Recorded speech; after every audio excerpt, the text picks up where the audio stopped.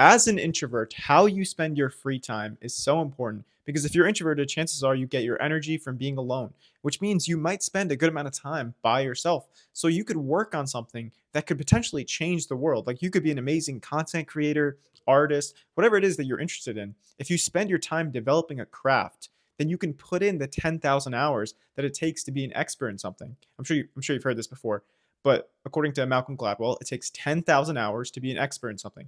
So why not use this time that you like spending by yourself to develop a skill? But the thing is, we're also more likely to be addicted to modern addictions, right? Things like social media, Netflix, video games. These things are more addicting to introverts because when do you do those things? It's when you're alone. But you can turn your passions into income. And why not try to do that? You know what I mean? Like if we're spending all this time by ourselves, why not find something that we find creatively fulfilling and let that fill up a good amount of our time. Of course, you want to enjoy it. You want to find things that you enjoy. But for a lot of things that you may not be good at first, you'll only enjoy them once you put in the effort to get some results. Like for me with content creation, I was posting a comedy skit on TikTok like every day. This was during the pandemic. And even though it was like kind of fun making it, like I wasn't very good at it, but I was like, oh no, if I just keep doing this, I'll get a viral video. So then eventually I got the viral video and I enjoyed it even more because I was like starting to see some success from it. So it's like sometimes you may not feel fulfilled doing it at first, but just commit to doing something that you think you may feel creatively fulfilled by. And then you can turn that into income. And maybe it can become your full-time thing. And maybe that would be like an amazing thing for you because then you don't have to have a job that requires you to like do things you don't want. You could just focus on creating content or doing whatever it is that's your passion. But make sure that you're actually spending your time intentionally because you don't want to like waste away your life. A lot of people, they look back at their life and they're like, man, I wasted all my time. I didn't pursue the things I wanted to. I let other people's opinions control my actions. A lot of people, they look back at their lives and they think this, and you don't want to feel like that.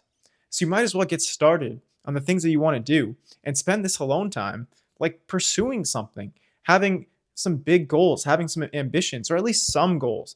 Like so many people, they have no goals. They don't have anything that they're striving towards, anything that they're building.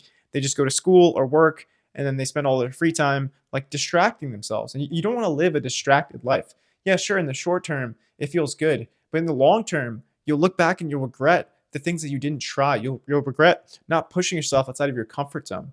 And if you do that consistently, you push yourself outside of your comfort zone consistently, well, then your comfort zone grows and you feel more comfortable in various scenarios.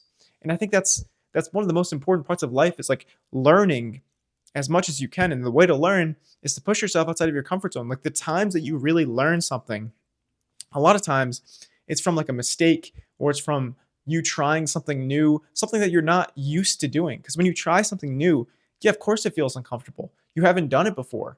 Like that's kind of like what the definition of leaving your comfort zone is feeling uncomfortable. But don't let that hold you back because a lot of people do, and then they end up regretting it. And regret is worse than failure because it's not really failure to try something. It's only really failure if you give up and you look back at it like it's a negative thing.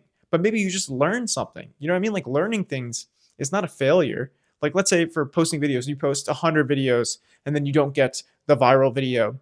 Well, you still learned the skill of speaking on camera, scripting, editing. Like these are all things that are valuable skills.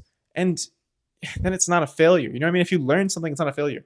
So it's like, don't let these things hold you back. Just pursue it. And don't let the difficulty of it hold you back either. Because of course it's going to be kind of difficult. If it was easy, everyone would have 1 million subscribers or be an amazing artist or be whatever. The point is, don't let that hold you back. Because even though it won't be easy, I think it'll be worth it. Life's not easy, but it's worth it. Take care.